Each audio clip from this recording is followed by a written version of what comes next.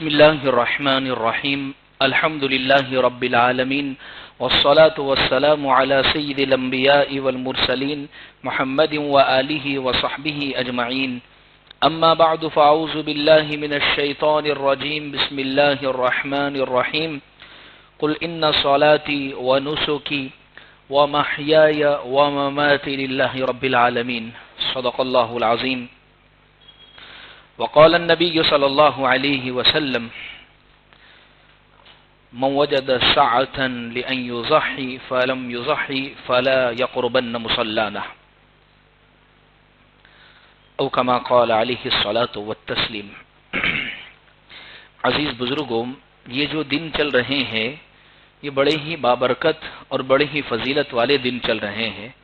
ذوالحجہ کا مہینہ اسلامی مہینوں کے اعتبار سے یہ آخری مہینہ ہے، اور اس مہینے کی شروع کے 10 دنوں کی اللہ نے قرآن میں قسم کھائی ہے۔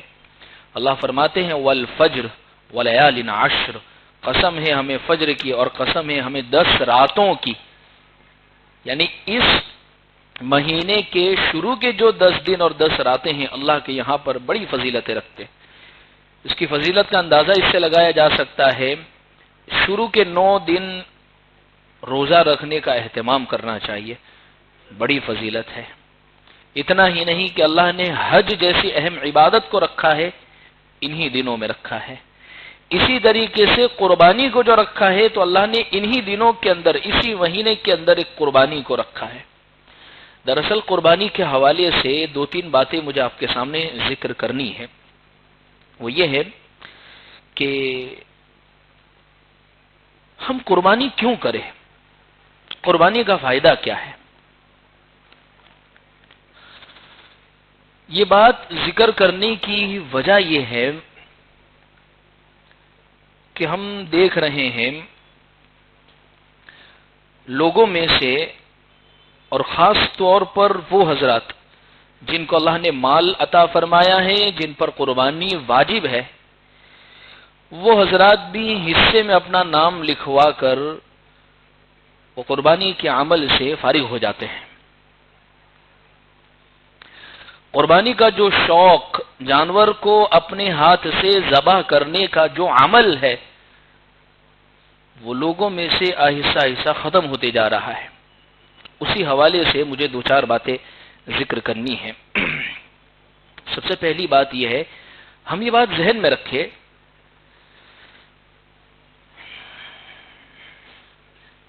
اللہ ہمارا رب ہے، معبود ہے، حاکم ہے، خالق ہے، رب ہے، پیدا کرنے والا ہے، اور ہمارا رب، ہمارا پروردگار، ان کی ہمیں اطاعت بھی کرنی ہے، ان کی ہمیں عبادت بھی کرنی ہے۔ وہ جس وقت جس کام کا حکم ہمیں دے وے اس کو بجا لانا، یہ بندگی کا اظہار ہے۔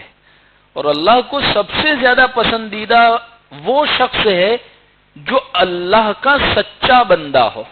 اور بندہ کس کو کہتے ہیں؟ بندہ اس کو کہتے ہیں جو بندگی بجا لانے والا ہو۔ اور بندگی بجا لانے کا مطلب یہ ہے کہ بس انتظار رہے، میرا آقا، میرا رب، میرا پروردگار ابھی مجھے یہ حکم دے رہا ہے، بس مجھے کرنا ہے، چاہے میری سمجھ میں آوے یا نہ آوے۔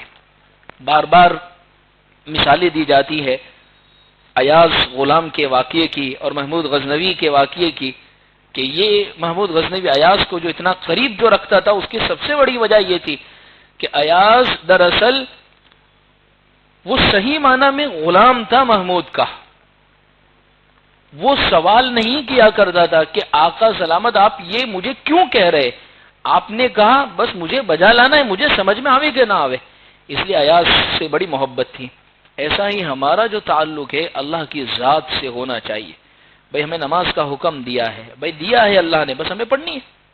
زکوٰۃ کا حکم دیا ہے، ہمیں کرنا ہے۔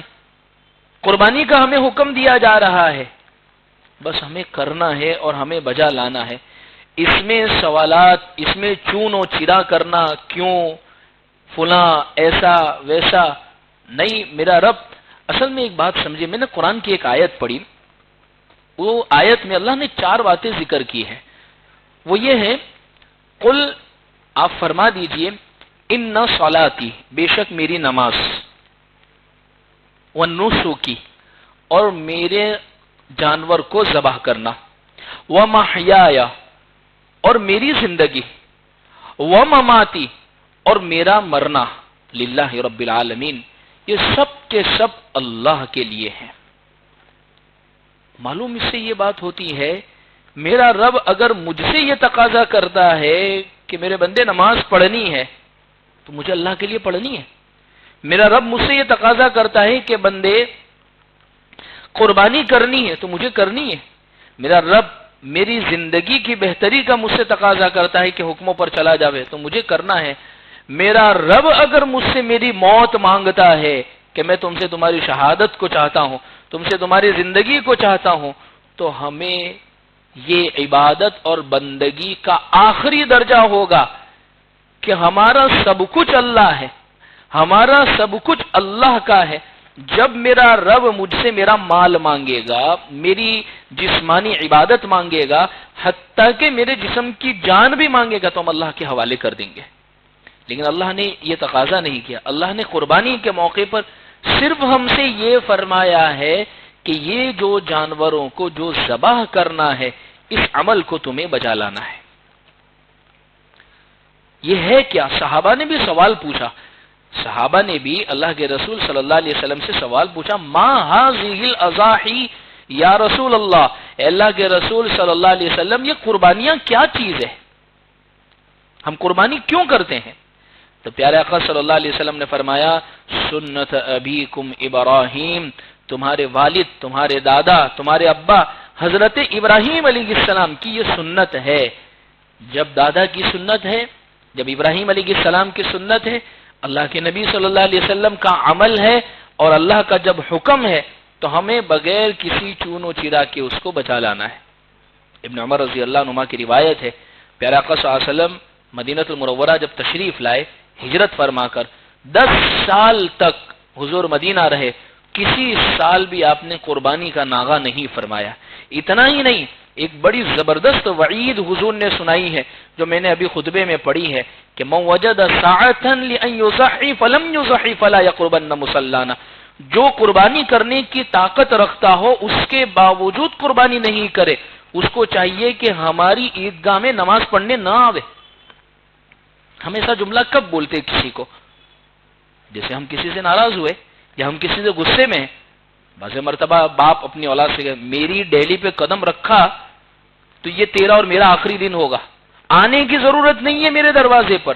ایک ناراض ہو کر ایک باپ کہہ رہا ہے، غصے میں ہے کہ بھئی آپ آئیں گے نہیں، میرے گھر پر آپ قدم نہیں رکھیں گے۔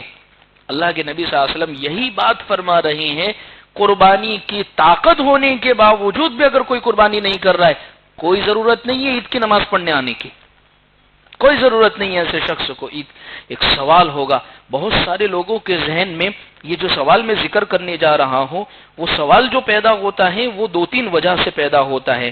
یا تو دین سے واقفیت نہیں ہے، دین کی سمجھ نہیں ہے، یا پھر دین کے اعتبار سے بغض اور نفرت بھری ہوئی ہے دل کے اندر، یا پھر انہوں نے ایک ہی طرح کا اپنا ذہن بنا رکھا ہے، دوسرے پہلو پر سوچا ہی نہیں۔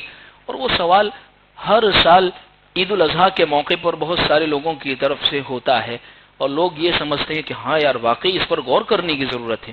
وہ سوال یہ ہے، قربانی کے اندر لاکھوں کروڑوں جانوروں کو ذبح کر دیا جاتا ہے، کوئی 20,000 کا جانور لاتا ہے، کوئی 25,000 کا جانور لاتا ہے، کوئی 50,000 روپے کا جانور لاتا ہے، اتنا مال و دولت اس میں نالیوں میں ذبح کر کے بہا دیا جاتا ہے اور گوشت خود کھا جاتے ہیں۔ اس سے بہتر تو تھا کہ غریب کی مدد کر دی جاتی، اس سے بہتر تو تھا کہ کسی غریب کا مکان بنا دیا جاتا، اس سے بہتر تو تھا کہ کسی کے ضرورت مند کے کام آ جایا جاتا۔ یہ ایک سوال ہے، میں نے کہا نا، یہ سوال، یہ اعتراض دین کی سمجھ نہ ہونے کی وجہ سے، یا اس شخص کو جس کو دین کا علم ہے، دین کو جانتا ہے لیکن دینی اعتبار سے اس کو نفرت ہے، دین سے بغض ہے۔ ایک بات ذہن میں رکھے، ہم قربانی کیوں کرتے؟ گوشت کھانے کے لیے کرتے؟ ہم قربانی کیوں کرتے؟ توا رکھنے کے لیے کرتے ہیں؟ ارے قربانی تو یعنی گوشت تو ہم پورا سال کھاتے ہیں، ابھی بھی جائیں گے بہت سارے جمعہ کی نماز پڑھ کے، اکثروں کے گھر پر گوشت بنا ہوا ہوگا، اتوار کے دن گوشت بنتا ہے، بہت ساروں کے ہفتے میں 2 دن گوشت بنتا ہے، بہت سارے روزانہ گوشت تو روزانہ ہم گوشت کھا رہے ہیں۔ قربانی گوشت کھانے کے لیے ہے ہی نہیں، یہ بات ذہن سے نکال دیجئے۔ ایک عجیب مسئلہ آپ کے سامنے ذکر کرو۔ قربانی کا ایک بڑا جانور 7 دوستوں نے مل کر خریدا اور 7 نے اپنا اپنا حصہ اس میں رکھا، یعنی 7 نے کہا یہ قربانی میری طرف سے، ایک نے کہا میری طرف سے۔ ایک دوست نے اس میں سے یہ کہہ دیا کہ میں تو قربانی تھوڑی کہ میرے کو تو گوشت کھانا ہے، مجھے قربانی نہیں کرنی ہے، میں تو گوشت کھانے کے لیے اس میں شریک ہو رہا ہوں۔ یاد رکھے کسی کی بھی قربانی درست نہیں ہوگی، کیونکہ قربانی گوشت کھانے کے لیے ہے ہی نہیں۔ وہ تو اللہ نفلی طور پر، وہ تو اللہ احسان کر کے کہتے بھائی چلو ذبح کر لیا میرے نام پر، اب اس کو ضائع نہیں کرنا ہے، تم کھاؤ گے بھی تم ہی اس کو، اس سے فائدہ بھی تمہیں اٹھانا ہے، لیکن ذبح کرنے کے وقت مقصد تمہارا صرف گوشت کھانا اگر ہوا تو تمہاری قربانی ضائع ہو جائے گی۔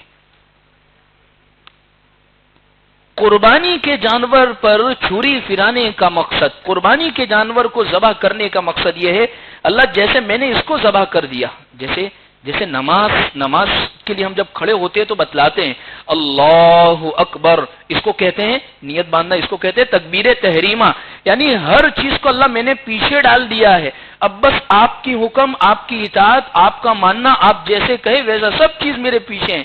قربانی میں بھی یہی چیز ہے کہ اللہ آپ ہی کے نام پر میں نے اس کو ذبح کر دیا ہے، حضرت ابراہیم علیہ السلام کی سنت سمجھتے ہوئے میں نے اس کو ذبح کر دیا ہے، میں نے ہر چیز پر چھری پھرا دی ہے، اللہ اس جانور پر میں نے چھری پھرائی ہے۔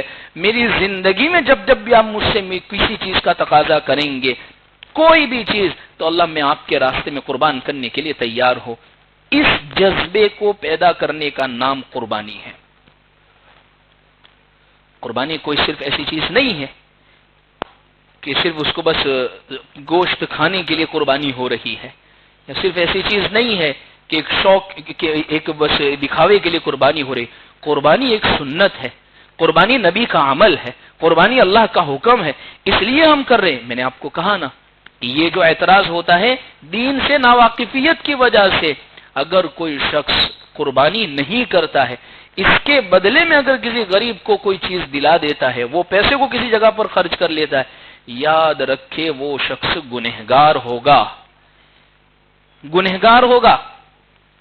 کل قیامت کے دن جب فرض چیزوں کے بارے میں اس سے پوچھا جاوے گا، اسی میں سے اس قربانی کے بارے میں بھی اس سے پوچھا جاوے گا کہ آپ نے اس کو ذبح کیوں نہیں کیا؟ اللہ میں نے غریب کی مدد کر دی تھی، اللہ میں غریب کے کام آ گیا تھا، اس وجہ کہا کہ اس سے زیادہ بڑھ کر ہمارا یہ حکم تھا، یہ اللہ کا حکم ہے کہ ایسے موقع پر اس کام کو اس وقت کرنا ہے۔ جیسے بہت یہ سوال کیسا ہے، یہ ایسا ہی ہے جیسے کوئی شخص قربانی والا عمل، یہ بھی ثواب کا کام ہے، اچھا ہے، غریب کی مدد کرنا یہ بھی ثواب کا کام ہے، اچھا ہے، تو کیوں نہ ہم یہ کر لے وے۔ ایسے ہی اگر کوئی شخص فجر کی نماز پڑھ رہا ہے اور اس کے دل میں آیا کل فجر سے یار برسوں ہو گئے فجر کی 2 ہی رکعت پڑھتا ہوں، اب میں کل سے اللہ کے سامنے اور زیادہ جھکوں گا، کل سے میں فجر کی 4 رکعت پڑھوں گا، فرض رکعت میں 4 پڑھوں گا، کیا کہیں گے اس کے متعلق؟ ثواب کا کام کیا؟ ہم کہیں گے گناہ کا کام کیا ہے اس نے، ارے اچھا تو کام کر رہا ہے، کوئی شراب پی رہا ہے، زنا کر رہا ہے، کوئی لوگوں کے ساتھ غیبت میں بیٹھا ہوا ہے، نماز تو پڑھ رہا ہے، اللہ کے حکم کے خلاف کر رہا ہے۔ اللہ کا حکم اس وقت 2 کا ہے تو بس 2 ہی پڑھنا، یہی ثواب ہے۔ اللہ کا حکم اس وقت یہ کرنے کا تو یہی ثواب ہے۔ تو ان دنوں کے اندر اللہ کا حکم قربانی کرنے کا ہے تو قربانی کرنا ہی ثواب ہے۔ اگر اس کے پیسے جمع کیے ہوئے بھی اگر کسی غریب کو دے دیے تو یاد رکھے وہ گنہگار ہوگا۔ ایک بات تو یہ دین سے سمجھ نہ ہونے کی وجہ سے۔ دوسری بات، بہت ساروں کو دین سے نفرت ہی ہے، اس وجہ سے بھی میں ان لوگوں کی خدمت میں یہ بات کروں گا جو اس سوال کو بغرض اعتراض نہیں، بغرض عناد اور دشمنی کے اٹھاتے ہیں۔ لاکھوں کروڑوں کی مالیت کو ایسے ہی بہا دیا جاتا ہے، اس سے بہتر ہوگا۔ تو پھر یہی سوال اونچے مکانات بنانے کے وقت کیوں نہیں ہوتا ہے؟ بہت ساری فیملیز ایسی ہے گھر میں رہنے والے 4 لوگ ہیں لیکن 8 کمروں میں رہ رہی ہے، تو ان پر اعتراض کیوں نہیں ہے؟ بہت ساروں کو سادے موبائل کی ضرورت ہے، وہ 1 لاکھ روپے کا موبائل کیوں استعمال کر رہے ہیں؟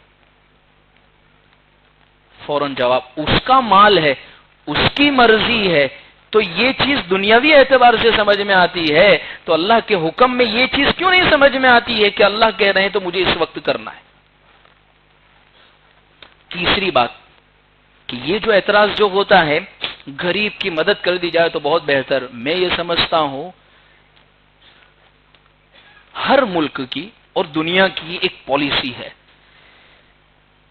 جتنا مال سرکولیٹ کرے گا، جتنا مال گھومے گا مارکیٹ کے اندر، اتنے زیادہ لوگوں کو فائدہ ہوگا۔ ہر حکومت بھی یہی چاہتی ہے۔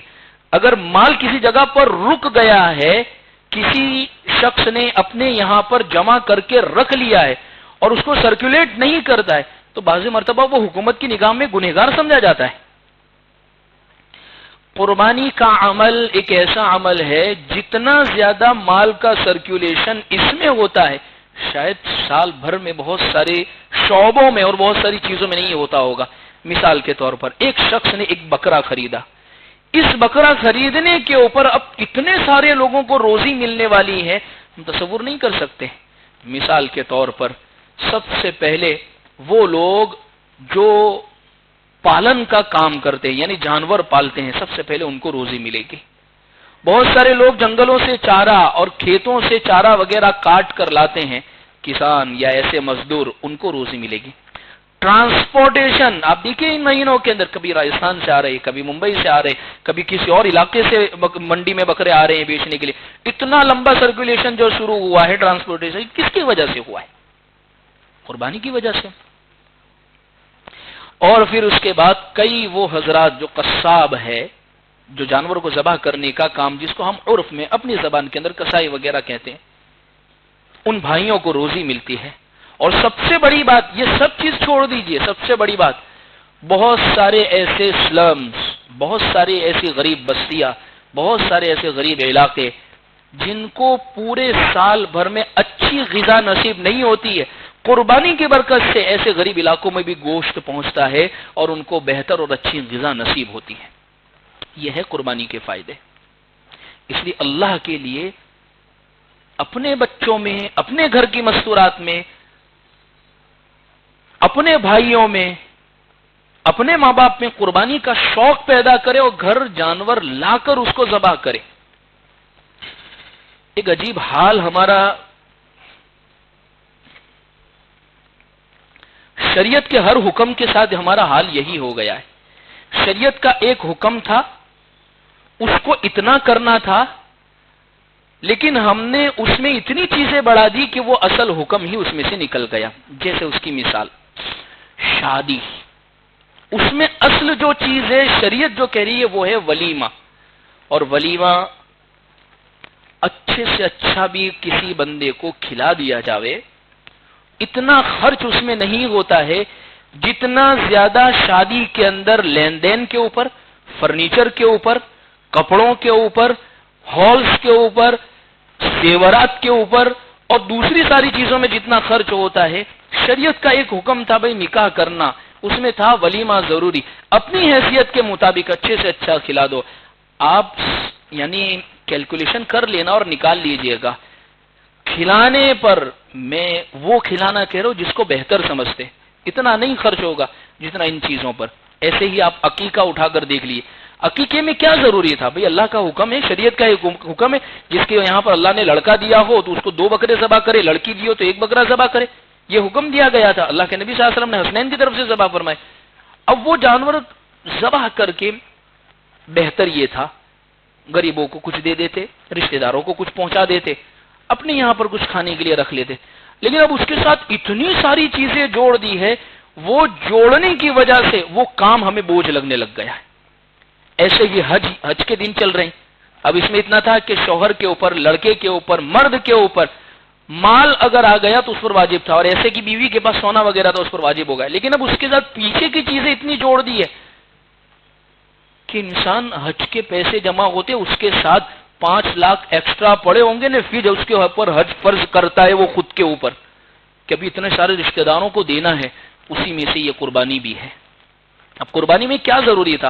कुर्बानी में बस इतना जरूरी था कि अगर आप साहिब निसाब है, यानी शरई एतबार से अगर आप मालदार है तो आप पर कुर्बानी वाजिब है। आप अपने घर जानवर ले आए, उसको ज़बा कर दिए, उसका गोश्त तकसीम कर दिए रिश्तेदारों में, मोहल्लों में, गरीबों में, खुद अपने खाने के लिए, बात खत्म हो गई। लेकिन नहीं, सब रिश्तेदारों को बुलाना है, तवा लगाना है, फूला ये चीज जरूरी है, इतना बढ़ा दिया कि औरतें ये कहती हो गई नहीं होता है अब इतना, अब नहीं होता है, अब ये सब चीजें फूला नहीं होती है। जाहिर सी बात है कि अगर इतनी सारी चीजें बढ़ा दी जाएगी, और आमतौर पर यही होता है, जितने का जानवर आता है उससे ज्यादा ऊपर का खर्चा इंसान हो जाता है। ये सब चीजें करने की वजह से शरीयत ने लाजिमी नहीं किए ये चीजें, ये कहा कि बस उसके गोश्त को तकसीम कर दिया जाए, गरीबों में पहुंचा दिया जाए, रिश्तेदारों के यहां पहुंचा दिया जाए। जो चीजें शरीयत ने लाजिम नहीं की हैं, उन चीजों को जब हमने जरूरी कर दिया है तो लिहाजा शरीयत का हुक्म जो है हमें बोझ लगने लग गया। आप देखिए, किसी लड़के और लड़की का रिश्ता हो तो बाज मर्तबा लड़की से माँ बाप कर दो ना जल्दी से, कहा सगवड़ नहीं। अरे भाई किस चीज की सगवड़, दोनों बालिग है।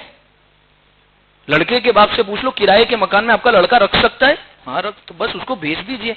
लेकिन सगवड़ किस चीज की नहीं है? कपड़े चढ़ाने की सगवड़ नहीं है, सोना चढ़ाने की सगवड़ नहीं है, फर्नीचर करने की सगवड़ नहीं है, बहुत सारे रिश्तेदारों को बुलाने की सगवड़ नहीं है, जो चीजें शरीयत ने लाजिमी नहीं की थी।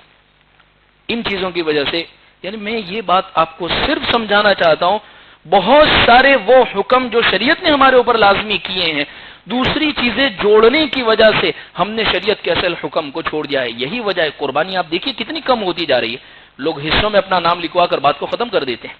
अपने घरों पर जानवरों को लाना, ज़बह करना, उसको पालना, उसका एक शौक, उसके दिल में एक मोहब्बत, बच्चों का उसको सरों पर हाथ फिराना, एक उससे लगाव और ताल्लुक होना, वो सब चीज खत्म होती जा रही है। और फिर हम दोष देते हैं कुर्बानियों पर पाबंदी आ रही है। अरे हम खुद ही बंद करते जा रही है कुर्बानियों को, हम खुद ही बंद करते जा रहे हैं। कौन करे, किससे होगा? औरतें आमतौर पर अरे वही इतना सारा हमसे नहीं होता है। अरे जब अल्लाह ने आप पर कुर्बानी फर्ज की, इसका मतलब आप मालदार है, तो हंगामी तौर पर 1-2 दिनों के लिए सफाई करने के लिए, वो तकसीम करने के लिए 1-2 काम करने वाले को क्यों नहीं रख सकते आप?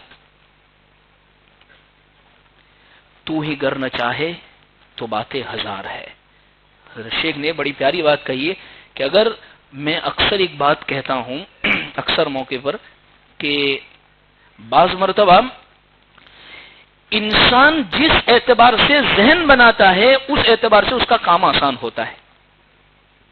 जिस एतबार से, मिसाल के तौर पर हमने जहन बनाया कुर्बानी करनी है, अब उस एतबार से, पॉजिटिविटीज के एतबार से आप सोचते चले जाए करनी है। सबसे पहले जगह नहीं है तो आप सोचेंगे तो अल्लाह कहीं से भी जगह का इंतजाम कर देंगे। तकसीम करना है तो खाला के लड़के को भी बुला लेंगे, फूफे के लड़के को भी बुला लेंगे, वो तकसीम करने चले जाएंगे। फुला चीज नहीं हो, यानी आप सोचेंगे तो हर रास्ते निकल जाएंगे। मैं उसकी मिसाल यूं देता हूं कि दोस्तों ने मिलकर प्रोग्राम बनाया कहीं घूमने जाने का, मिसाल के तौर पर बंबई जाना है घूमने के लिए, और तय आपस में ये हुआ कि फ्लाइट में जाएंगे, जल्दी से 2 घंटे में पहुंच गए और उसके बाद 1-2 दिन घूम के फौरन फ्लाइट में वापस आ जाएंगे ताकि हमारा टाइम तो खराब ना हो। अब अल्लाह का करना ऐसा हुआ कि फ्लाइट कैंसिल हो गई। तो अब सबने कहा कि शनि रवि है, फिर उसके बाद कारखाने चालू होते हैं, कारोबार है, तो एक काम क्या करे, अपने बाई रोड निकल जावे। तो कहा गाड़ी लेकर चले जाते हैं। गाड़ी लेके जब निकलते होंगे तो सब यही, अच्छा हुआ फ्लाइट में निकलो तो जल्दी पहुंच जाते। तो हाईवे का जो लुत्फ था वो नहीं आता, मजा। बात दरअसल यही कि इंसान जिस एतबार से जहन बनाता है वो उसी एतबार से उसको ख्यालात आते। अगर कुर्बानी को भी हम इस एतबार से अगर सोचेंगे तो इंशाअल्लाह अल्लाह हमारे लिए कामों को आसान करेंगे। अपनी मस्तूरात का सबसे पहले तो जहन बनाए, उनको समझाए कि नहीं कुर्बानी करनी है, हम जानवर को घरों में लाना है। अरे ये हिस्से वाली कुर्बानी तो इसलिए रखी गई है, जरूरत की वजह से रखी गई है। बाज़ मरतबा ये होता है कि जैसे जानवरों की कीमत बकरी की, अब एक बंदे पर एक हिस्सा वाजिब है, तो अब उस शख्स को बहुत ही करीबी तौर पर कुर्बानी अगर करना वो चाह रहा है, यानी उसके पास बहुत ही कम, एकदम एंड चांदी वाला निसाब को वो पहुंचाए, मिसाल के तौर पर 60-70 हजार में, अब 25,000-30,000 का बकरा, अब वो नहीं कर पा रहा है और उसको बहुत ज्यादा तंगी महसूस होगी। اس کے لیے ہے. وہ شخص جو زائد قربانی کرنا چاہتے ہیں، نفلی قربانی کرنا چاہتے ہیں، ان کے لیے ہے. مرحومین کی طرف سے قربانی کرنا چاہتے ہیں، ان کے لیے ہے. یعنی یہ رکھنے کا مقصد یہ ہوا کرتا ہے انتہائی ضرورت کے موقع پر آپ حصہ ڈلوا کر اپنی قربانی کو مکمل کر سکتے ہیں، ورنہ اصل حکم یہی ہے خود اپنی جانور کو لاوے، خود اپنے گھر پر لاوے اور اپنے ہاتھ سے اس کو ذبح کرے. اس کی فضیلت، اس کا لطف، اس کا جو تعلق اور وہ ذبح کرنے پر جو بات پیدا ہوگی وہ بات اور وہ معاملہ ہی پورا الگ ہوگا. اس لیے ہم اللہ سے دعا کرتے ہیں اللہ ہمیں قربانی کی صحیح معنی میں حقیقت سمجھا دے وے. اللہ کا یہ جو حکم ہے یہ صحیح معنی میں ہمارے دلوں کے اندر اتار دے وے. قربانی کا ایک شوق، قربانی کا ایک جذبہ، اور قربانی بولی وہ بات جو حضرت ابراہیم علیہ السلام کے پیش نظر تھی. فانظر ماذا ترى یا ابت افعل ما تؤمر ستجدنی انشاءاللہ من الصابرین. جو باپ بیٹے کی جو بات چیت ہے اور اس موقع پر جو ذبح کرنا ہے اور اس موقع پر جو دلوں کے جذبات ہے جو حضرت ابراہیم علیہ السلام کے، وہ جذبات کا دلوں میں پیدا کرنا ہے. لہذا ہم اللہ سے دعا کرتے ہیں کہ اللہ ہمیں سنت ابراہیمی کا صحیح حق ادا کرنے کی توفیق عطا فرمائے. اللہ ہمیں صحیح معنی میں قربانی جیسا عمل خوب ذوق شوق کے ساتھ، ابھی بھی اچھے خاصے دن ہیں ہمارے پاس، ہم تلاش کریں گے، اچھے سے اچھے جانور مل جائیں گے. اور دیکھیے ابھی یہ عصر کے بعد جو تعلیم ہوتی ہے اس میں فضائل حج چل رہی ہے. کل گزشتہ یا پرسوں ہی ایک حدیث گزری ہے، حضرت شیخ نے بڑی زبردست حدیث قائم کی ہے. جو شخص اللہ کی رضا میں خرچ کرنے کی جو جگہ ہوگی وہاں سے بچے گا، جو شخص یعنی وہ جگہ جہاں خرچ کرنے سے اللہ راضی ہوتے وہاں خرچ کرنے میں جی چرائے گا، اس کو ایسی جگہ پر خرچ کرنا پڑے گا جہاں اللہ کی ناراضگی کا سبب ہوگا. ایسی جگہ خرچ کرنا پڑے گا جو اس کے تکلیف اور یوں سمجھ لیجیے دوسری اور چیزوں کا سبب ہوا کرے گی. لہذا قربانی اللہ کی رضا کا سبب ہے، لہذا بہت ذوق اور شوق سے ادا کرے. اللہ سے ہم دعا کرتے ہیں کہ اللہ ہمیں ان باتوں پر صحیح معنی میں عمل کی توفیق عطا فرمائے. وآخر دعوانا ان الحمد للہ رب العالمین.